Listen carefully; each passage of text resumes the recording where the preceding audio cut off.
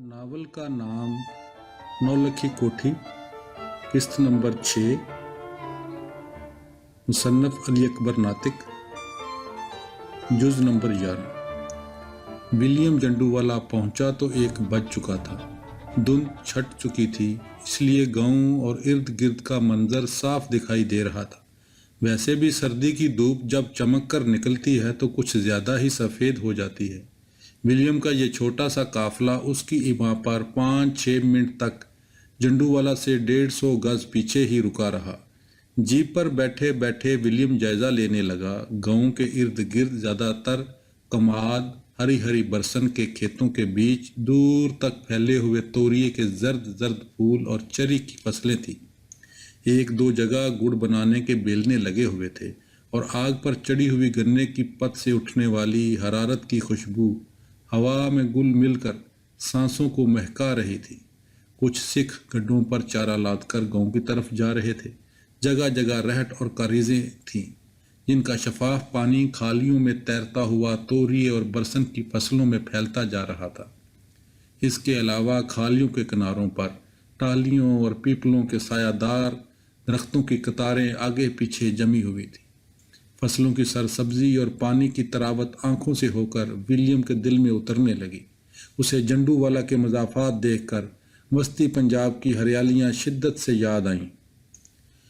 गांव के दरमियान खड़े गुरुद्वारे का मनारा दूर ही से नजर आ रहा था। मुख्तसर ये कि पूरे गांव का ज़ाहरी माहौल पुरअमन और इत्मीनान बख्श था, जिससे विलियम चंद लम्हे के लिए मुतासर ज़रूर हुआ।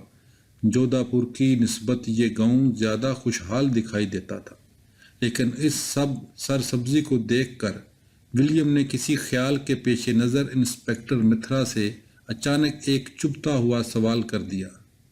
मित्रा, कहीं ऐसा तो नहीं जंडूवाला की हरियाली और फसलों की शादाबी की जड़ों में इर्द गिर्द के गांव का खून सेंचा जाता है? मित्रा दास विलियम की तरफ देखकर फक्त मुस्कुरा दिया। गालबन मित्रा जानता था कि विलियम उसकी किसी भी बात से अब कुछ भी अखज़ कर सकता है, चनाचा खामोश रहना ही ज़्यादा बेहतर था।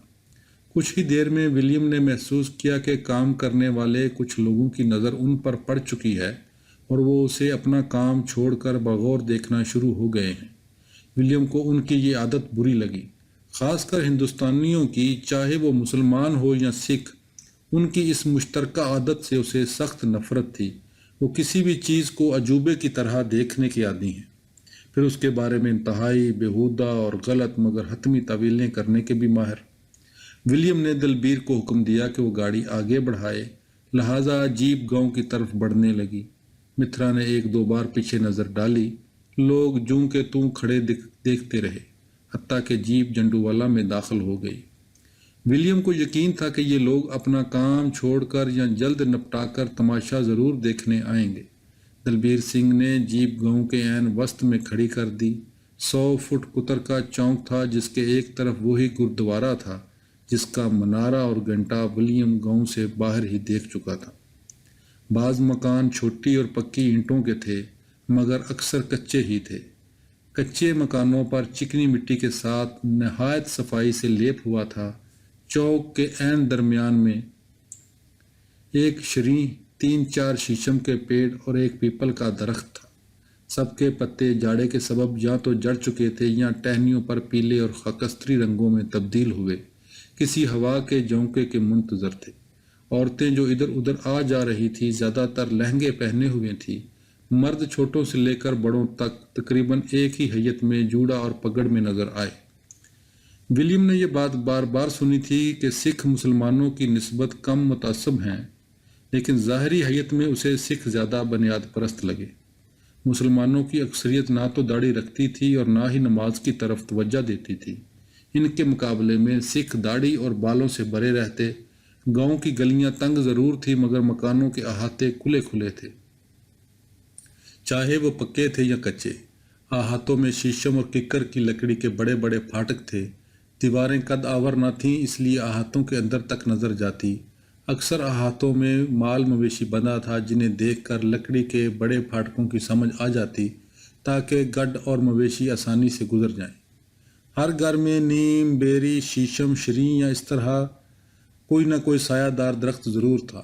گلیاں جو تھوڑی دیر پہلے قریب خالی تھی، ولیم کے گاؤں میں داخل ہونے سے کچھ ہی دیر بعد سکھوں کو اپنے گھروں سے باہر کھینچنے لگی۔ ان کے لیے گاؤں میں کسی گورے کی آمد طوفان سے کم نہیں تھی۔ لوگ گھروں سے باہر نکل تو آئے تھے، مگر جودھا پور کی نسبت ان کے ہاں خوف کی کیفیت زیادہ تھی۔ ہر ایک جانتا تھا کہ مونگی کی تباہی اور قتل تو بہرحال جنڈو والا نے ہی کیا ہے۔ ولیم دیکھ رہا تھا لوگ آپس میں کچھ خسر پھسر کر رہے ہیں۔ خوف کے باوجود ولیم کے ارد گرد کچھ لوگ جمع ہو گئے۔ ان میں سے ایک شخص سے متھرا داس نے پوچھا، او بڈھے، سردار سودا سنگھ کا کچھ پتہ ہے؟ اس شخص نے، جس کی داڑھی ناف تک آتی تھی اور ہاتھ میں سیر بر کا لوہے کا کڑا تھا، ہاتھ جوڑ کر پرنام کیا اور کہا، صاحب جی، وہ سامنے سودا سنگھ کی حویلی ہی تو ہے۔ پھر ایک طرف ہاتھ کا اشارہ کر کے، لو جی، وہ سردار صاحب خود ہی آ رہے ہیں۔ ولیم نے سامنے دیکھا، 100 فٹ کے فاصلے پر سردار سودا سنگھ آ رہا تھا۔ اس کے آگے پیچھے 8-10 جوان کرپانے اور برچھیاں لیے ہوئے تھے۔ سردار کا جسمانی ڈیل ڈول، مونچھوں کا تاؤ، داڑھی کا لمباؤ اور ہاتھ میں 15 تولے سونے کا کڑا دیکھ کر ولیم کو ایک دفعہ کپکپاہٹ سی آ گئی، مگر ہر حکمران کے اندر چونکہ ایک غیر مرئی طاقت کا حوصلہ موجود ہوتا ہے، اس لیے ولیم نے اپنی کیفیت پر جلد ہی قابو پا لیا اور چہرے پر کسی بھی احساس سے عاری نقش واضح کر لیے۔ اتنے میں سردار سودا سنگھ نے نزدیک ہو کر ہاتھ جوڑے اور پرنام کیا۔ ولیم نے اس کا جواب انتہائی سرد مہری سے ویلکم کہہ کر دیا۔ اس کے بعد متھرا اسے مخاطب ہو کر کہا، متھرا، ہم کچھ دیر سودا سنگھ سے بات کرنا چاہتے ہیں، ان سے کہو بیٹھنے کا انتظام کرے۔ ولیم نے سودا سنگھ کو براہ راست مخاطب نہیں کیا تھا اور گفتگو کا انداز بھی دو ٹوک تھا۔ اس کا مطلب یہ تھا کہ صاحب کمشنر بہادر کے موڈ ٹھیک نہیں تھے۔ سودا سنگھ سے بالواسطہ مخاطب ہونا اور بے پرواہی سے پرنام کا جواب دینا ایسی گستاخی تھی جس نے اس کی طبیعت کو نہایت منغص کیا۔ اس نے سوچا، سب قسمت کے کھیل ہیں، ورنہ اس گوری چمڑی کے 6 فٹ بالکے کی کیا حیثیت تھی؟ ابھی زمین میں قلعے کی طرح گاڑ کر 7 ڈاچی باندھ دیتا، یا پھر چھدو سے کہتا کہ اسے ذرا جانبڑ پھیر، اور بیلنے پر بیلوں کی جگہ اس فرنگی کو جو دیتا۔ مگر اب کیا کیا جا سکتا تھا؟ آخر سرکار انگریز تھی۔ چنانچہ غصے کے باوجود سودا سنگھ نے چہرے پر خوشگوار سی کیفیت پیدا کرتے ہوئے کہا، سرکار کا جنڈو والا میں قدم رکھنا ہمارے باغ ہیں۔ صاحب بہادر کو برا نہ لگے تو میری حویلی حاضر ہے، وہیں بیٹھ کے بات کر لیتے ہیں۔ اس کے ساتھ ہی سردار جی کے چہرے پر ہلکے پسینے کے قطرے نمودار ہو گئے۔ ولیم نے قدم بڑھائے تو متھرا فوراً باہر کی طرف ہو کر تعظیم سے چلنے لگا۔ دونوں سنتری بندوقیں لیے ولیم کے پیچھے ہو گئے۔ ولیم تھوڑا سا آگے بڑھا تو دلبیر سنگھ نے جیپ سٹارٹ کر کے آہستہ آہستہ حویلی کی طرف بڑھا دی۔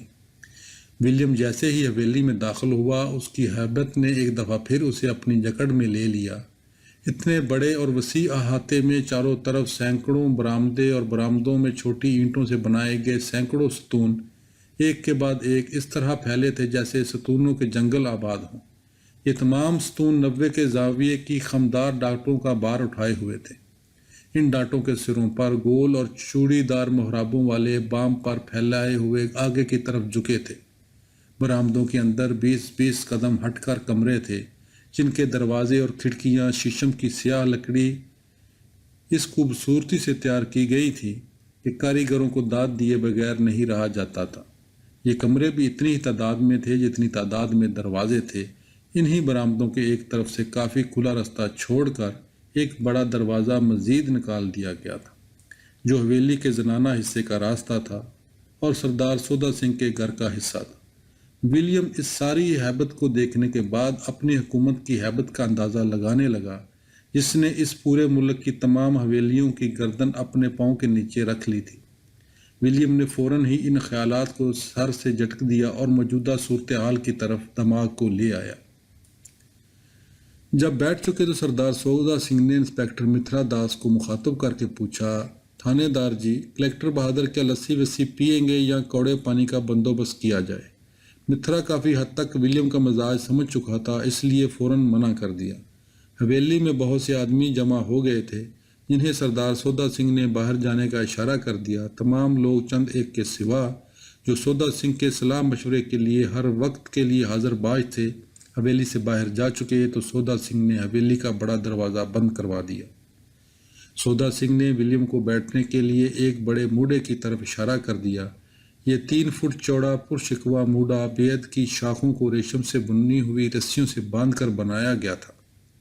اسے ہمیشہ سودا سنگھ کی چارپائی کے سامنے رکھا جاتا اور وہی بندہ اس پر بیٹھ سکتا تھا جو سودا سنگھ کا خاص آدمی ہوتا، ورنہ یہ خالی پڑا رہتا۔ اس کے دائیں طرف سامنے ہی سودا سنگھ کی چارپائی تھی۔ یہ بھی 5 فٹ چوڑی، 7 فٹ لمبی اور 2.5 فٹ اونچی سندل کی لکڑی کے پایوں اور بازوؤں سے تیار کی گئی تھی، جسے ریشمی باندھ سے بنا گیا تھا، اور پینتی پر کھدر کی موٹی دوہریں تھیں۔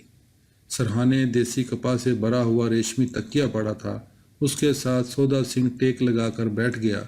باقی موڑے اور چارپائیاں 2 رویہ پیچھے تھے، جو ایسے قیمتی تو نہ تھے جیسے چارپائی یا موڑا، مگر برے بھی نہ تھے۔ یعنی عام گھروں کی چارپائیوں اور موڑوں کی نسبت تو اچھے خاصے مہنگے تھے۔ ولیم سامنے اسی بڑے موڑے پر بیٹھ گیا۔ اس کے بعد سودا سنگھ نے بڑی چارپائی پر ٹانگیں پسار لیں اور کرپان کمر سے کھول کر سرہانے کے ساتھ رکھ دی۔ اس طرح سودا سنگھ کے آدمی بھی چارپائیوں پر بیٹھ گئے، مگر سنتری بندوقیں لیے ویسے ہی ولیم کے دائیں بائیں کھڑے رہے۔ چند لمحے خاموشی سے گزر گئے، جیسے ہوا کا دم حبس کی وجہ سے گھٹ جاتا ہے۔ پھر فوراً ہی ولیم نے گفتگو کا آغاز کر دیا۔ اسی لمحے مترا نے محسوس کیا کہ ولیم کے چہرے پر ایسا رعب تھا کہ ابھی تک اس نے اسے ایسی حالت میں نہیں دیکھا تھا۔ اب وہ محض ایک نو آموز اسسٹنٹ کمشنر نہیں لگ رہا تھا، بلکہ ایک منجا ہوا انگریز سرکار کا نمائندہ معلوم ہوتا تھا۔ سودا سنگھ، ہم آپ کے جنڈووالا میں آئے ہیں، براستہ جودھا پور۔ کیا آپ کو ہمارا اس راستے سے بغیر اطلاع دیے آنا پسند آیا؟ سودا سنگھ، جو پہلے ہی بے قراری کی کیفیت میں تھا، کو ولیم کے پہلے ہی سوال کی تیز کاٹ نے ہلا کے رکھ دیا۔ اسے اول تو ولیم کا اس کے نام سے سردار کا لفظ ہٹا دینا ہی برا لگا کہ اپنے بندوں کے درمیان اس کی یہ صاف توہین تھی۔ اس پر ستم یہ کہ سوال جس چابک دستی سے کیا گیا تھا، اس طرح کی بجارتوں اور چال بازیوں کے سننے کی اسے عادت نہ تھی۔ یہ سب عمل سودا سنگھ پر بہت گراں گزرا۔ اس سے پہلے کہ وہ کچھ بولتا، فوجا سیو، جو سودا سنگھ کی ہر مشکل معاملے میں مدد کر گزرتا تھا، نے سوچا کہیں سودا سنگھ کوئی بونگی نہ مار دے۔ فوراً بولا، سرکار، یہ ملک آپ کا ہے، ہم آپ کی رعایا ہیں۔ آپ جب اور جس وقت چاہیں اپنی رعایا کی سیوا کو آ سکتے ہیں۔ اس میں ہمارے پسند اور ناپسند کی کون سی بات ہے؟ ولیم کو فوجا سیوں کی اس طرح دخل اندازی پر شدید غصہ آیا۔ وہ جانتا تھا اس طرح کے لوگ بات سنبھالنے کے بہت ماہر ہوتے ہیں۔ کسی بھی معاملے کو چھپانے اور مجرم کو بچانے میں ان سے زیادہ کارآمد کوئی نہیں ہوتا۔ فوجا سیوں کا جواب سن کر ولیم نے اپنی بیعت سامنے پڑی میز پر رکھ دی اور دوبارہ بولا، لیکن اس نے فوجا سیوں کی طرف دیکھا بھی نہیں، مخاطب سودا سنگھ کو ہی رکھا۔ سودا سنگھ، میرے پاس اتنا وقت نہیں کہ میں جنڈووالا کے ہر شخص سے الگ الگ پر نام لوں۔ میں یہاں 20 منٹ ٹھہروں گا۔ اس دوران صرف آپ ہی سے بات کرنا میرے لیے عزت کا باعث ہوگی۔ جب ان کی ضرورت پڑے گی تو انہیں تحصیل بہلوا لوں گا۔ پھر فوجا سیوں کی طرف منہ کر کے، اور میرا خیال ہے یہ بڈھا بخوشی آ جائے گا۔ ولیم کی بڑبڑاہٹ سن کر فوجا سیوں تو بالکل ہی بیٹھ سا گیا، اس کی ساری پھرتیاں ہوا ہو گئیں۔ ادھر سودا سنگھ کو کلکٹر کی اس بات سے آگ لگ گئی، گویا کسی کے کلیجے پر سرخ کولے رکھ دیے ہوں۔ مگر جو مجرم کے اندر ایک ڈر بیٹھ جاتا ہے اور اس کی وجہ سے دل مسلسل خوف کی حالت میں چلا جاتا ہے، اور قانون ایک ایسے کالے ناگ کی طرح دکھائی دیتا ہے جس کے آگے پیچھے ڈنک ہی ڈنک ہوں، یہی حالت اس وقت سودا سنگھ کی تھی۔ اسے نہیں معلوم تھا اس چھوٹے سے واقعے پر انگریز کمشنر خود آ جائے گا۔ دیسی تھانے داروں کی تو یہ جرت نہیں تھی کہ وہ اس طرح بات کریں، لیکن وہ اس سے پہلے کسی انگریز افسر سے کبھی دو بدو نہیں ہوا تھا، اور طاقتور حکومت کا ڈر بھی سر پر کھڑا تھا، اس لیے کچھ ایسا ویسا عمل کرنے سے عاجز تھا۔ اگر کوئی اور ہوتا اور یہی کچھ بولتا جو ولایتی منڈا بول رہا تھا، تو وہ جنڈووالا کی یادیں عمر بھر نہ بولتا۔ آخر سودا سنگھ نے ہمت کر کے اپنے اوسان مجتمع کیے، مونچھوں پر ہاتھ کی انگلیاں سرکائیں اور بولا، صاحب بہادر، اس سردار سودا سنگھ کو کیا پتا کہ سرکار اتنا لمبر چکر کاٹ کر جلال آباد سے جنڈووالا کیوں تشریف لائی اور ہماری عزت افزائی کی۔ واہ گرو کی جے سے سرکار کی مہمانی ہمارا فرض ہے، جو ہو سکا کریں گے۔ ویل سودا سنگھ، ولیم دوبارہ بولا، آپ کا گاؤں دیکھ کر مجھے بہت خوشی ہوئی۔ کنویں چلتے ہیں، گنے اور گندم ہے، ہر طرف سبزے ہی سبزے ہیں۔ سودا سنگھ، یہاں مکئی اور برسن بھی بہت ہے، 2-4 ایکڑ مونگی بھی ہوتی تو کچھ برا نہیں تھا، ادھر ادھر سے لوٹنے سوٹنے کی حاجت نہ رہتی، خواہ مخواہ کی پریشانی اٹھانا پڑتی ہے۔ اس جملے کے ادا کرنے کے ساتھ ہی ولیم نے سودا سنگھ سمیت دوسرے سرداروں کے چہروں پر بھی بھرپور نظر دوڑائی اور محسوس کیا کہ سب کے رنگ واضح تبدیل ہو گئے تھے۔ سودا سنگھ اپنے آپ کو فوراً سنبھال کر بولا، صاحب بہادر، آپ کی باتیں کچھ میرے اوپر سے گزر رہی ہیں۔ واہ گرو کی جے ہو، کچھ سمجھ نہیں آ رہا کہ آپ کیا کہنا چاہ رہے ہیں۔ سودا سنگھ، ولیم نے اسی رو میں کہنا شروع کیا، آپ کے ہمسائے میں عجیب طرح کے کام ہوتے ہیں۔ قتل وتل تو شاید سرداروں کا معمول ہے، لیکن مونگی تو ہندو کھاتے ہیں، خاص کر بنیے۔ کیا میں نے غلط کہا سودا سنگھ؟ آپ تو شاید جھٹکے کا گوشت کھاتے ہیں۔ میں سمجھا نہیں صاحب بہادر، سودا سنگھ نے دونوں پاؤں چارپائی سے نیچے لٹکاتے ہوئے کہا، آپ مجھ سے اس طرح کی باتیں کیوں کر رہے ہیں؟ کون سی مونگی اور کون سا قتل؟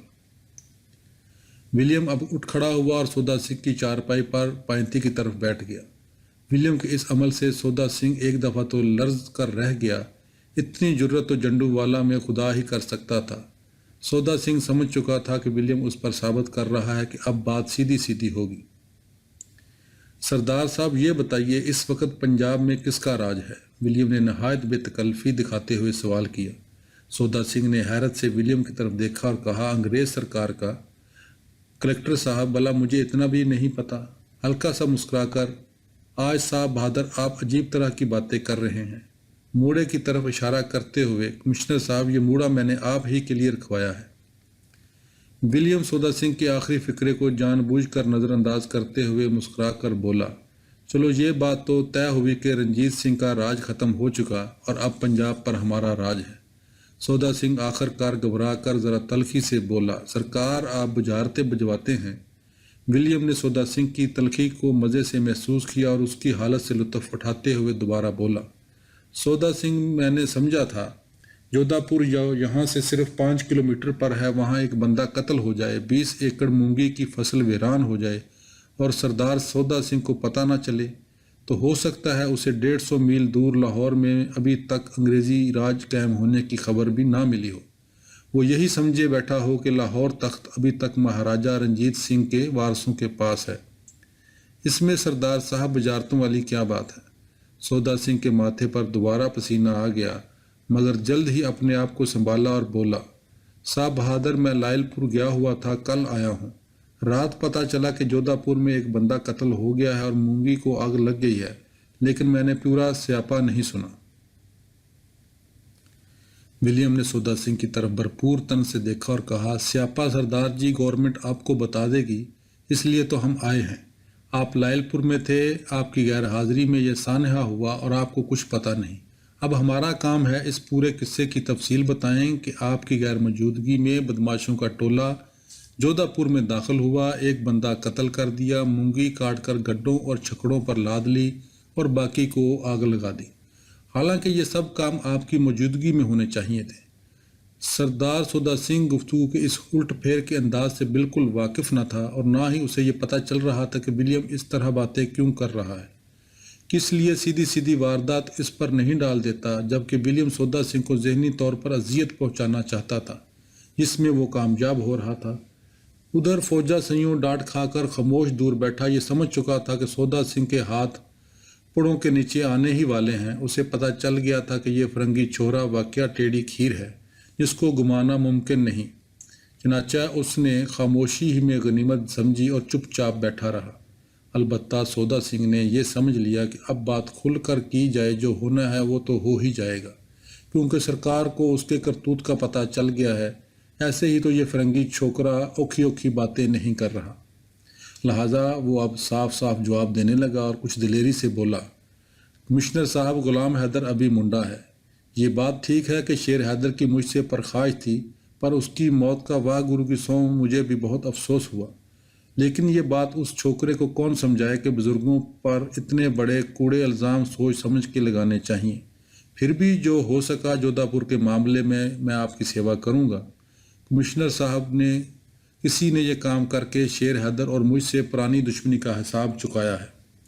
सौदा सिंह विलियम ने गुफ्तगू का सिलसिला आगे बढ़ाया। वो कौन लोग हो सकते हैं जिन्होंने शेर हैदर और आपसे पुरानी दुश्मनी का हिसाब चुकाया है? क्या आप सरकार को इस बारे में कुछ बताएंगे? साहब बहादुर अपनी दाढ़ी में हाथ फेरते हुए सौदा सिंह बोला, सरकार को समझने में मुश्किल नहीं होगी। कमिश्नर साहब, अक्सर ये काम खुद ही किया जाता है। हो सकता है गुलाम हैदर ने अपने बंदे को खुद कत्ल कर दिया हो। आप इस मामले पर भी गौर कर लें। बहुत अच्छा सौदा सिंह, विलियम दोबारा बोला, आप बहुत जल्द इस इल्ज़ाम पर उतर आए हैं जो आपके ख्याल में बगैर सबूत के आप पर लग चुका है। लेकिन आप ये भूल रहे हैं कि इसके एक दिन पहले शेर हैदर फौत हुआ है और उसका बेटा गुलाम हैदर, जैसे मेरे ख्याल में इस इलाके और आपसे भी कोई ताल्लुक़ नहीं था, लाहौर से उसी रोज़ पहुंचा है। हो सकता है इतनी बड़ी और फौरी मनसूबाबंदी की उसको ज़रूरत पेश आ गई हो, लेकिन आपका इतनी जल्दी उस पर ऐसा इल्ज़ाम लगाना आपके मुंह पर नहीं पड़ता, क्योंकि अभी अभी आप उसे एक नादान मुंडा कह चुके हैं। इसके बाद विलियम मोड़े से उठ खड़ा हो गया और बोला, वैसे सरदार साहब, आज यहाँ आने का मकसद आपसे इतराफ़ जुर्म करवाना नहीं था। ये काम पुलिस का है। मैं तो बस आपके दर्शन करने आया था और ये बताने कि गवर्नमेंट की अभी इजाज़त नहीं है कोई अपनी मर्ज़ी से हमले करके कत्ल और लूट मार करता फिरे। दूसरी बात सौदा सिंह ये है कि चारपाई भी गवर्नमेंट की है और मूड़ा भी गवर्नमेंट का, जिस पर उसका जी चाहे बैठे और जहाँ जी चाहे अदालत लगा दे। आप राया हैं, राया की तरह रहिए। अब हुक्म यह है कि आप सरकार की इजाज़त के बगैर जंडूवाला से बाहर नहीं जाएंगे। ये कहकर विलियम चल पड़ा और उसके साथ मिथ्रादास भी उठ खड़ा हुआ। सरदार सौदा सिंह इस खुली धमकी को बर्दाश्त ना कर सका। वो उठकर बोला, सरकार, आप ज्यादती कर रहे हैं। सौदा सिंह की बात सुनकर विलियम एक दफ़ा रुका और पीछे मुड़कर आंखों में आंखें डालकर कहने लगा, सौदा सिंह, यही बात मैं कहना चाहता हूँ कि सरकार ना ज्यादती करती है ना करने देती है, चाहे कातिल सरदार सौदा सिंह के बंदे ही क्यों ना हों और कत्ल होने वाला चिराग दिन माछी ही क्यों ना हो। इसके बाद विलियम जल्द ही हवेली से बाहर निकल आया। मिथ्रादास विलियम की इस तेज़ी और फुर्ती पर हैरान ही ना था, परेशान भी था। वो अच्छी तरह जान गया था कि विलियम के साथ काम करना कितना मुश्किल होगा। चनाचा उसे हर तरफ से चौकन्ना रहना था और इस केस में ना चाहते हुए भी गैर जानबदार फैसले करना थे। उसने अपने आप से कुछ अहद किए और केस की तफ्तीश सही पैमाने पर करने का तहिया कर लिया, क्योंकि मुलाजमत हर चीज़ से ज़्यादा अजीज़ थी, वो भी अंग्रेज़ सरकार की मुलाजमत जिसका सिक्का आधी दुनिया पर चलता है। जारी है।